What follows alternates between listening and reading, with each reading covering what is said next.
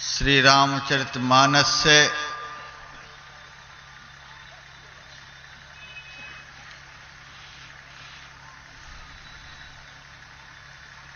भगवान श्री राम और भरद्वाज मुनि का परम पावन संवाद।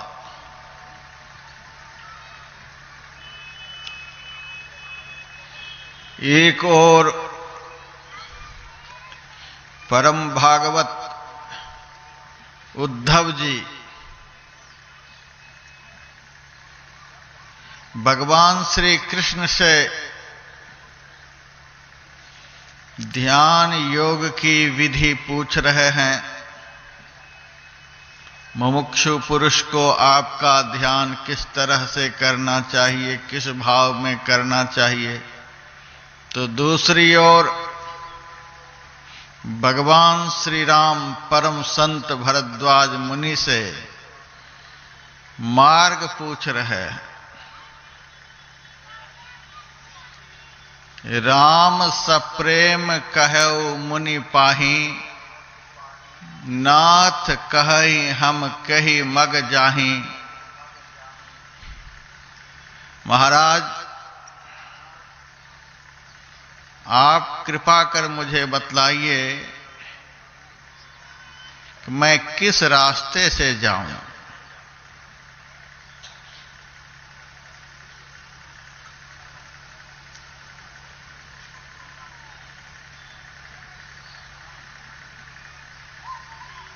अयोध्या से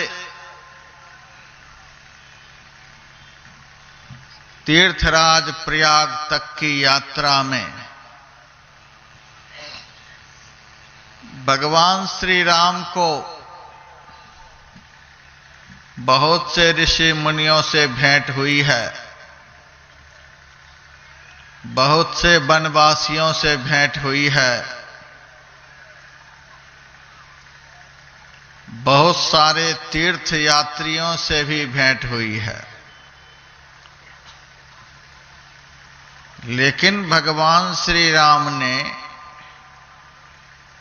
मार्ग के विषय में, रास्ते के विषय में और किसी से नहीं पूछकर एकमात्र भरद्वाज मुनि से पूछ रहे हैं, महाराज हम किस रास्ते से वन में जाएं।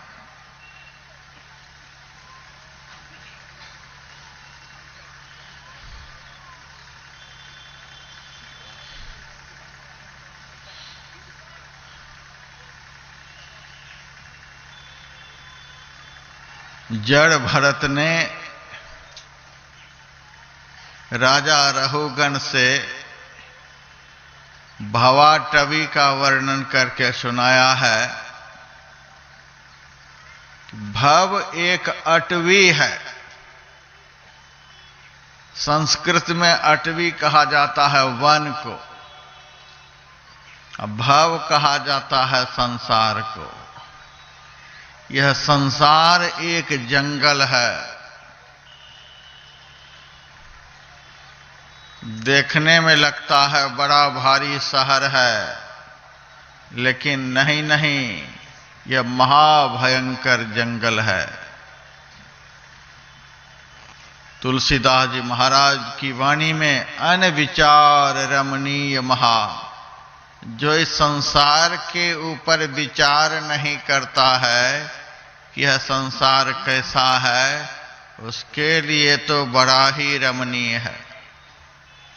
लेकिन जो थोड़ा भी संसार के ऊपर विचार करता है तो भयंकर भारी, यह संसार बड़ा भयंकर है।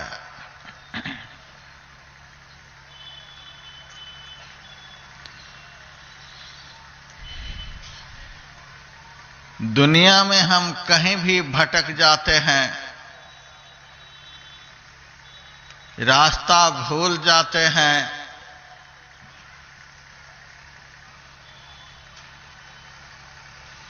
तो कम से कम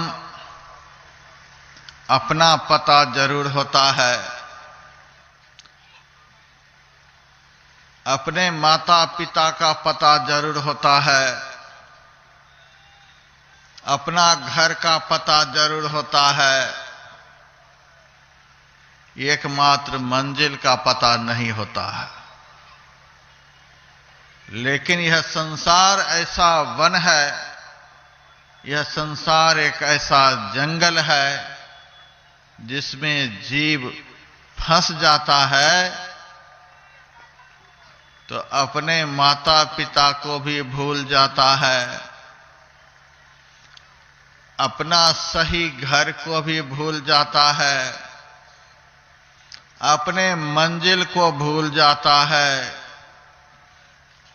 अपना कर्तव्य को भूल जाता है और यहां तक कि इस संसार रूपी वन में फंसा हुआ जीव अपने आप तक को भूल जाता है। बड़ा विकट यह संसार है।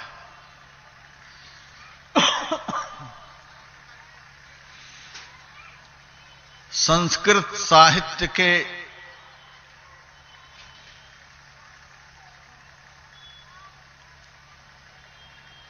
उद्भट विद्वान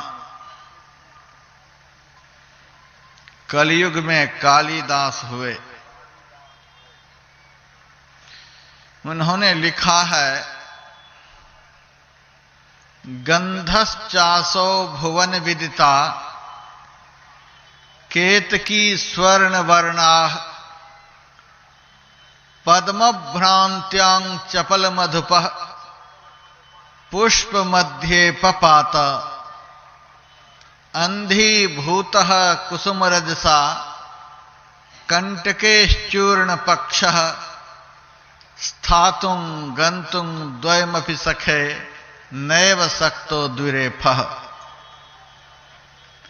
इस श्लोक में एक दृष्टांत उन्होंने दिया है।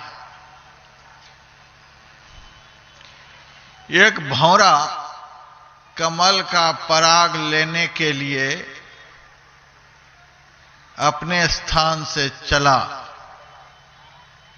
लेकिन रास्ते में ही उस भौरे को केतकी फूल का एक विशाल वन मिल गया। केतकी फूल देखने में स्वर्ण वर्ण का होता है, केतकी स्वर्ण वर्णा। वह भौरा केतकी फूल को ही विशिष्ट दर्जे का कमल समझकर उसी के ऊपर बैठ गया। पद्मभ्रांत्यां चपल मधुपः पुष्प मध्य पपात, और लगा पराग लेने। केतकी फूल का पराग बड़ा ही तीक्ष्ण होता है। उस पराग के लेने से उस भौरे की आंखें फूट गईं। अंधीभूतः कुसुमरजसा। अब चारों तरफ देखता तो है लेकिन कुछ भी नहीं दिखलाई देता है।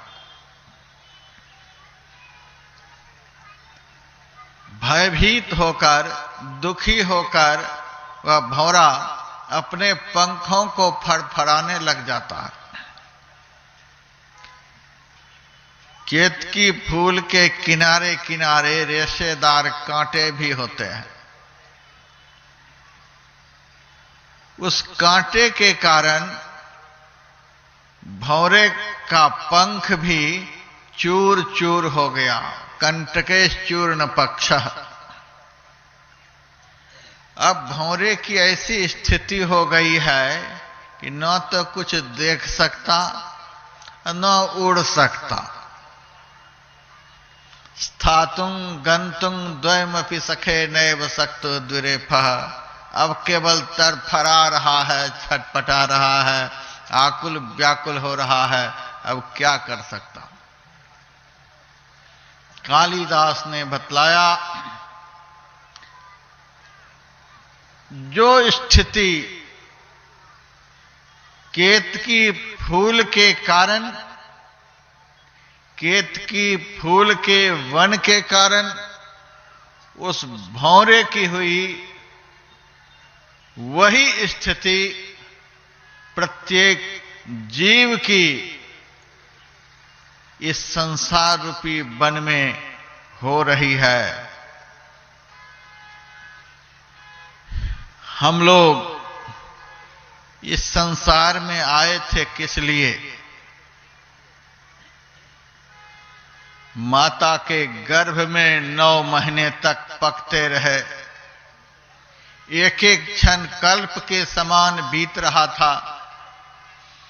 वैसी स्थिति में हमने भगवान से प्रार्थना की, हे प्रभु, इस महानतम कष्ट से मुझे कब बाहर निकाला जाएगा? यहां से आप मुझे कब बाहर निकालेंगे? अंदर में जीवात्मा और परमात्मा का संवाद होता है। उपनिषद ग्रंथ में लिखा हुआ है। भगवान इस जीव से कहता है, तुम बाहर किस लिए निकलना चाहता है सो बता। जीव कहता है, यहां बड़ा कष्ट हो रहा है, एक एक क्षण कल्प के समान बीत रहा है, शरीर हिल नहीं पाता, मल मूत्र की थैली जहां पर है वहीं पर मेरा मुंह है, माता के पेट के कीटाणु कोमल मेरे शरीर को डस रहा है, माता के पेट की जठराग्नि से मेरा शरीर उद्दीप्त हो रहा है, एक एक क्षण कल्प के समान बीत रहा है, इसीलिए मैं यहां से बाहर निकलना चाहता हूं। भगवान कहता है, पहली बार ही तू यहां नहीं आया है, बहुत बार माता के गर्भ में तू आया, तुमको तो आदत पड़ गई है, अब क्यों घबराता है? आराम से यहीं रहो। बारंबार जीव ईश्वर से प्रार्थना करता है, महाराज बाहर निकालो, बाहर निकालो। तब भगवान कहते हैं, किस लिए बाहर निकलना चाहता है? महाराज बड़ा कष्ट होता है। अच्छा एक बात बता, बाहर निकाल दूंगा तो तू क्या करेगा? तब थोड़ा चुप हो जाता है, क्योंकि दगा तो पहले से ही मन में है, करना तो कुछ है नहीं, तो चुप हो जाता है। भगवान पूछता है, बोलता क्यों नहीं? बाहर निकालो, बाहर निकालो। जब मैं पूछता हूं बाहर निकल कर करोगे क्या, तो बोलते नहीं। तब वह जीव भगवान से कहता है, हे प्रभु, यदि आप हमको यहां से बाहर निकाल देंगे तो हम आपका इतना भजन करेंगे, इतना भजन करेंगे, भजन छोड़कर कुछ करेंगे ही नहीं। इतना भजन करेंगे कि आपके चरण को प्राप्त कर लेंगे, आपका दर्शन प्राप्त कर लेंगे, जिससे दोबारा इस कष्ट में मुझे कभी आना ना पड़े।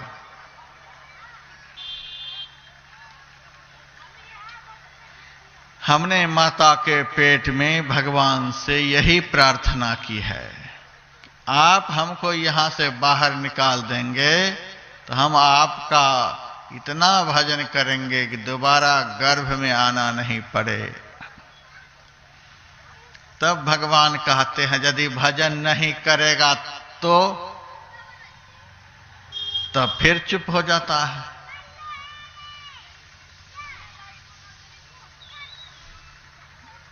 भगवान कहते हैं, बोलना पड़ेगा, बिना बोले निकालूंगा नहीं। साफ साफ बताओ, भजन नहीं करोगे तो? महाराज आप ही बतलाओ क्या कहूं? तब भगवान कहते हैं, मेरे सामने यह कहो कि भजन नहीं करूंगा तो फिर यहीं पहुंचा देना।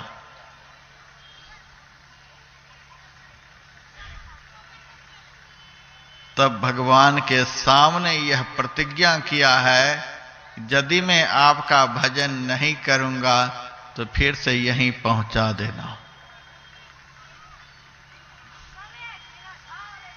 इतनी प्रतिज्ञा करके, इतना संकल्प लेकर के हम माता के गर्भ से बाहर निकले हैं।